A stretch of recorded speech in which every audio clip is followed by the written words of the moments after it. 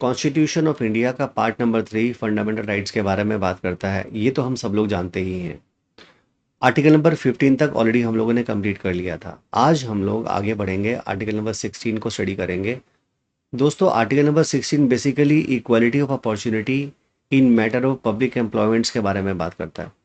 कहने का मतलब ये है कि अगर मान लीजिए कहीं पर कोई पब्लिक एम्प्लॉयमेंट के बारे में बात हो, सरकारी नौकरियों के बारे में बात हो, तो वहाँ पर सभी को बराबर अपॉर्चुनिटी मिलनी चाहिए कि अगर कहीं पर कोई सरकारी नौकरियाँ आ रही हैं तो हमारे सिटीज़न इसमें कहीं पर भी डिस्क्रिमिनेट ना हो कि वो इनमें अप्लाई ना कर सकें। इक्वल अपॉर्चुनिटी सभी को दी जाए ताकि वो लोग पब्लिक एम्प्लॉयमेंट में अप्लाई कर सकें और सेलेक्ट हो सकें या अपनी पर्टिकुलर क्लास ऑफ पीपल का रिप्रेजेंटेशन सरकार में या उनकी जॉब्स में दे सकें। तो चलिए अब इसी को हम लोग स्टडी करेंगे। स्टार्ट करते हैं बेरेट के साथ आर्टिकल नंबर 16। ध्यान से देखिएगा स्क्रीन पर। Equality of opportunity in matters of public employment. ये क्लियर कट हमारा ये आर्टिकल ये बोल रहा है कि जितने पब्लिक एम्प्लॉयमेंट्स हैं उन मामलों में जो अपॉर्चुनिटी है वो इक्वली सबको मिलनी चाहिए। There shall be equality of opportunity. Equality किस बात की? अपॉर्चुनिटी की, कि सबको अपॉर्चुनिटी बराबर मिले फॉर ऑल सिटीजन्स। अब यहां पर नॉन सिटीजन्स को ये अवेलेबल नहीं है। आर्टिकल 16 हमारा सिटीजन्स के लिए है, लिखा है ना साफ साफ, for all citizens in the matters relating to employment और appointments to any office under the state. अब देखो दोस्तों, यहां पर उन्होंने ये नहीं कहा कि सिर्फ एम्प्लॉयमेंट और अपॉइंटमेंट के लिए हम उन्हें इक्वल अपॉर्चुनिटी देंगे। उन्होंने कहा हम इक्वल अपॉर्चुनिटी देंगे एम्प्लॉयमेंट और अपॉइंटमेंट के लिए, लेकिन ये ऑफिसेज वो होंगे जो स्टेट के अंडर आते होंगे। सरकार के अंतर्गत अंतर्गत जो जो ये पर्टिकुलर ऑफिसेज आते हैं, कार्यालय आते हैं, ये उनके बारे में बात कर रहे हैं। ये जो निजी संस्थान हैं ये उनके बारे में बात नहीं कर रहे हैं। वहाँ पर हमारा आर्टिकल नंबर 16 काम नहीं करता, याद रखिएगा। सिर्फ स्टेट के अंडर जो ऑफिसेज आते हैं उसके बारे में बात की जा रही है। No citizen shall on the ground only of religion, race, caste, sex, descent, place of birth, residence, or any of them be ineligible for or discriminated against in respect of any employment or office under the state। वो कहते हैं कोई भी citizen इस आधार के ऊपर कि भाई साहब आप इस धर्म के हो, आप इस रेस को बिलोंग करते हो, आपकी ये कास्ट है, आप महिला हैं, आप पुरुष हैं, आप इस डिसेंट को बिलोंग करते हैं, आपका जन्म उस शहरों में हुआ है, उस स्टेट में हुआ है, आप कश्मीरी हो, आप मणिपुरी हो, आप यहाँ पर रहते हैं, या इनमें से कोई भी, या कोई और अगर आधार बनाना चाहते हैं, तो इनके आधार के ऊपर किसी भी सिटीजन को हम ये कहें कि भाई साहब आप अप्लाई करने से इनएलिजिबल हो गए, आप अप्लाई नहीं कर सकते, आपकी योग्यता ही नहीं है, तो ऐसा नहीं है। और discriminated against in respect of any employment और ऑफिस अंडर द स्टेट। और ना ही हम उन्हें डिस्क्रिमिनेट करेंगे सरकार में अगर किसी तरह की एम्प्लॉयमेंट या ऑफिसेज हैं उनमें अगर वो अप्लाई करना चाहते हैं, जॉब पाना चाहते हैं, तो किसी तरह की एलिजिबिलिटी धर्म के आधार के ऊपर, रेस के आधार के ऊपर निर्धारित नहीं की जा सकती।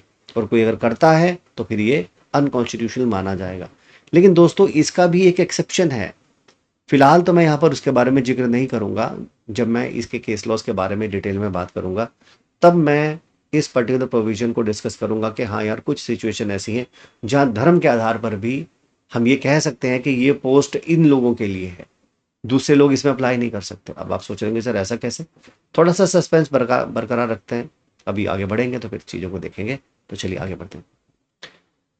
आगे कहते हैं हमारे पास क्लॉज नंबर 3, जिसे हम सब आर्टिकल भी बोलते हैं आमतौर पर, तो सब आर्टिकल ना बोलकर हम इसे क्लॉज बोल देते हैं। Nothing in this article shall prevent, मतलब हमारे इस आर्टिकल में ऐसा कुछ नहीं है जो प्रिवेंट करता हो। किसको? Prevent parliament from making any law prescribing in regard to the class और क्लासेस ऑफ एम्प्लॉयमेंट और appointment to an office under the government. वो कहते हैं इस आर्टिकल में ऐसा कुछ नहीं है जो पार्लियामेंट को रोक रहा हो, लेजिस्लेचर को रोक रहा हो कि अगर वो कोई कानून बनाना चाहते हैं और वो किसी क्लास के बारे में प्रेस्क्राइब करना चाहते हैं या क्लासेस के बारे में प्रेस्क्राइब करना चाहते हैं कि इन ऑफिसेज में ये क्लास वाले लोगों को जो है एम्प्लॉयमेंट मिलेगा या अपॉइंटमेंट होगा। ठीक है, आप सबको इक्वल अपॉर्चुनिटी दे रहे हैं, लेकिन क्या सरकार यानी कि पार्लियामेंट अगर लेजिस्लेट करना चाहती है कुछ क्लासेस को, तो क्या उसका कोई दीवार है? वो कहते हैं नहीं। कॉन्स्टिट्यूशन में उन्होंने कहा कि सरकार के पास, पार्लियामेंट के पास अधिकार है कि वो अगर क्लासेस या क्लास बनाना चाहते हैं तो बना सकते हैं।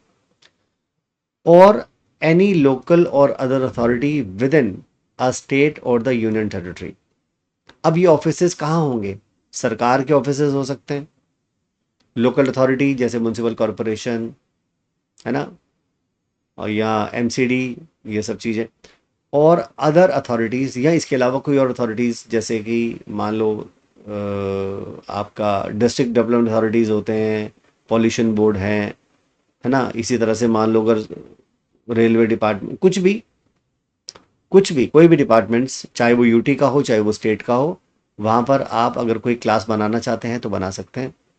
Any requirement as to residence within the state or union territory prior to such employment or appointment। वैसे तो हम उनको डिस्क्रिमिनेट नहीं कर सकते द प्लेस ऑफ रेजिडेंस के आधार पर, लेकिन अगर कोई ऐसी क्लास बना रहे हैं जिसमें हमें कुछ रिक्वायरमेंट उनकी रेजिडेंस को लेकर है कि ये इस टेरिटरी के लोग होने चाहिए, इस स्टेट के लोग होने चाहिए, इस यूटी के लोग होने चाहिए, है ना, इस एम्प्लॉयमेंट से पहले, तो क्या ऐसा कर सकते हैं? वो कहते हैं हाँ, ये आर्टिकल उनको कहीं भी रोक नहीं रहा है, आप ऐसा कर सकते हो। तो क्या वॉल्यूशन नहीं होगा? वो कहते हैं नहीं, स्पेशल प्रोविजन अगर बनाना चाहते हैं तो बना सकते हैं। इसके अलावा ये आर्टिकल ये भी कहता है, nothing in this article shall prevent the state from making any provision for reservation. ये हो गया हमारा आर्टिकल 16(4), याद रखिएगा।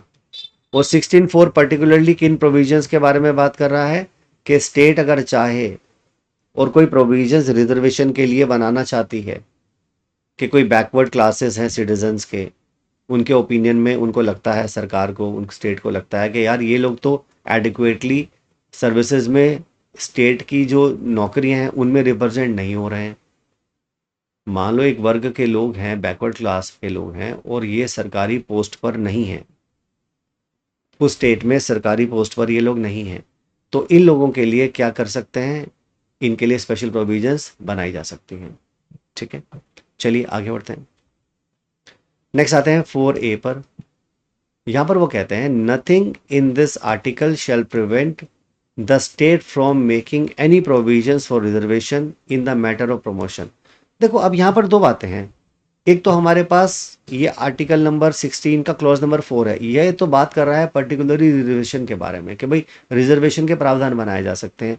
भाई जॉब है, अगर आपको लग रहा है बैकवर्ड क्लासेस हैं, एडिक्वेटली रिप्रेजेंटेड नहीं है जॉब्स में, तो भाई इनके लिए आप प्रोविजन बना लो रिजर्वेशन के लिए, जॉब में रिजर्वेशन के लिए, उनके अपॉइंटमेंट के लिए, उनकी पोस्ट के लिए।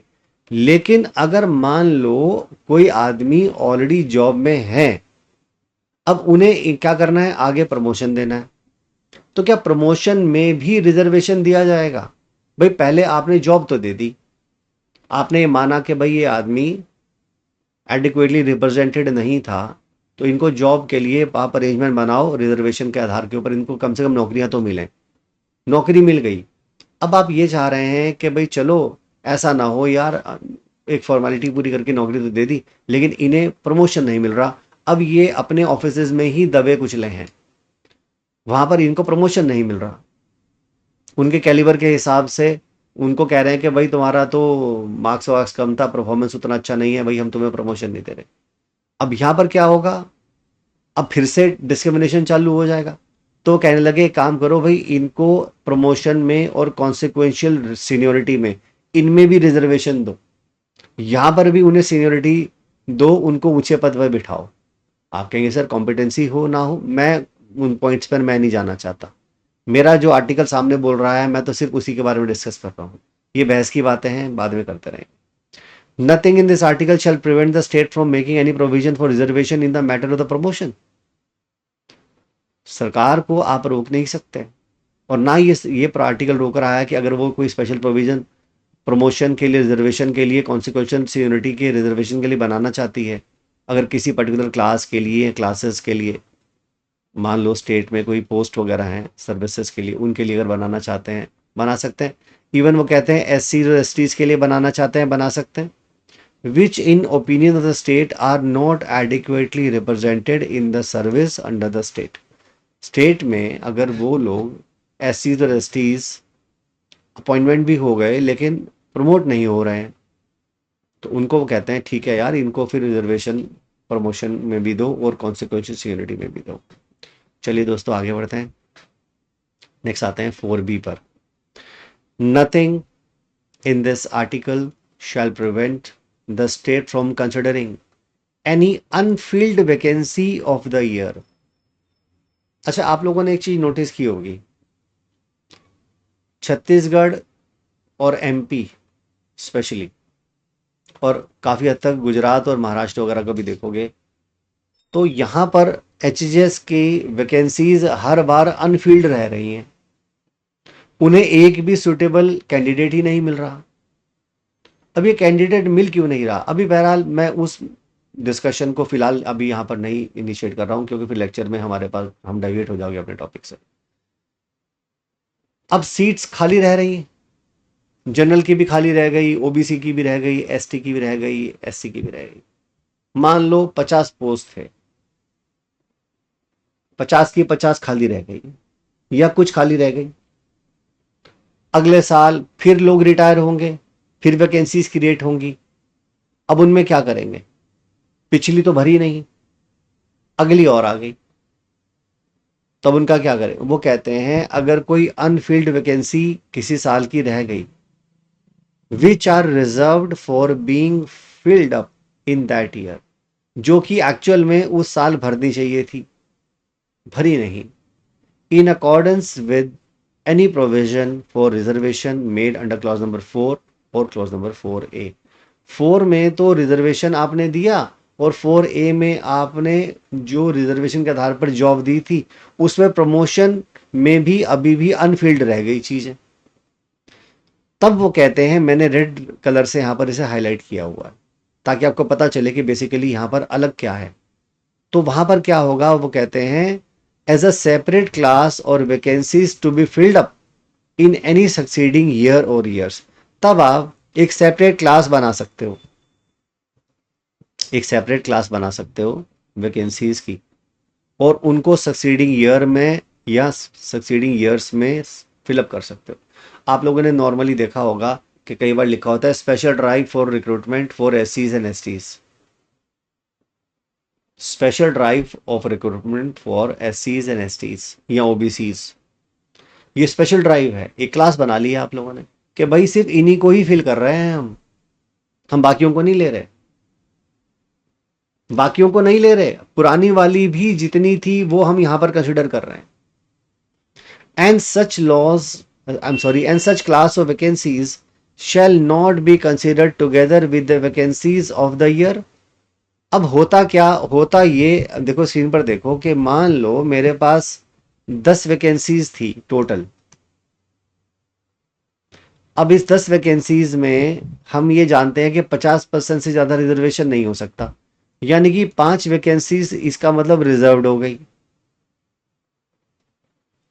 यानी कि जो 5 बची वो अनरिजर्व्ड बची। ठीक है जी। अब मान लो ये 5 में से 2 जो हैं वो अनफिल्ड रह गई थी, ये अनफिल्ड रह गई। मान लो ये है 2025 की। अब उसके बाद क्या हुआ, अगले साल 2026 में फिर से वैकेंसीज आई और इस बार भी 10 वैकेंसीज आ गई। अब मेरी बात ध्यान से सुनते रहना, इसमें भी उन्होंने 5 वैकेंसी निकाली रिजर्व्ड कैटेगरी की और 5 रही अनरिजर्व्ड की। तब टोटल मिलाकर बना हमारे पास 10। अगर मैं पिछले वाली अनफिल्ड वाली यहां पर ऐड कर लूं तो यहां पर फिर मेरी बनती है 5 + 2 दैट इज इक्वल टू 7। यानी कि ये जो मेरे पास जो रिजर्वेशन है, यहाँ पर रिजर्वेशन मेरा बन रहा था 50%, क्योंकि सिर्फ 5 था। अगर 5 की जगह पर 7 होने लगेगा तो रिजर्वेशन की नंबर बढ़कर 70% नहीं हो जाएगी बजाय 50 की, पिछले वाली 2 और ऐड करने की वजह से। तो फिर उन्होंने क्या किया, उन्होंने कहा एक काम करो भैया, इस वाले में 10 वाले में ना लाकर एक स्पेशल क्लास बना लो, ताकि पिछले वाली टोटल का जो परसेंटेज है 50% वाला वो एक्सीड ना हो।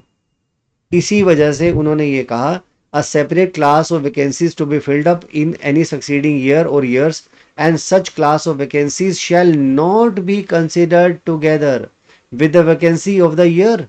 मतलब किसी साल में आप वैकेंसी लेकर आए हो, तो वो जो एक क्लास आपने बना लिया, उस क्लास को अब जो नए वाली क्लास आई, नए वाली जो वैकेंसी आई है, उनमें आप इन्हें इंक्लूड नहीं करोगे, ये उससे अलग रहेंगी। In which they are being filled up for determining the ceiling of 50%। ये जो मैंने आपको 50% वाला एग्जांपल दिया, ये वही है कि अगर आप 50% का कैलकुलेशन रिजर्वेशन के पर्पस के लिए किसी ईयर के लिए निकाल रहे हो, तो उसके लिए इस क्लास को अलग से बनाओ, ताकि उन लोगों की जो जॉब की जो वैकेंसीज हैं वो मारी ना जाएं, कहीं वो डिडक्ट ना हो जाएं। और ना तो या तो डिडक्ट हो जाएंगी तो फिर वो वैकेंसी ख़त्म हो जाएंगी, उनका जो फ़ायदा जिनके लिए वो बनी थी वो उनको मिलेगी नहीं। और अगर आप अगले वाली वैकेंसी में ऐड कर लेते हो तो फिर 50% का स्लैब बढ़ जाएगा। तो फिर आप एक काम करो, नई वाली वैकेंसी में उन्हें शामिल ना करके उनकी अलग से क्लास बनाओ और उनकी अलग से वैकेंसी निकाल दो, और बस बात खत्म, अगले साल में निकाल लो। जैसे मैंने आपका special drive of recruitment for एससीज एंड एसटीज, जो अनफिल्ड रह गई आपने एससी एसटीज की भरवा ली। बाकी वैकेंसी का क्या होगा सर? भाई वो तो जब जनरल की आएंगी तब निकलेंगी, उनकी तो नहीं निकली, हमने यहाँ से भर्ती कर ली फिर इस बार। So this is how the things will go.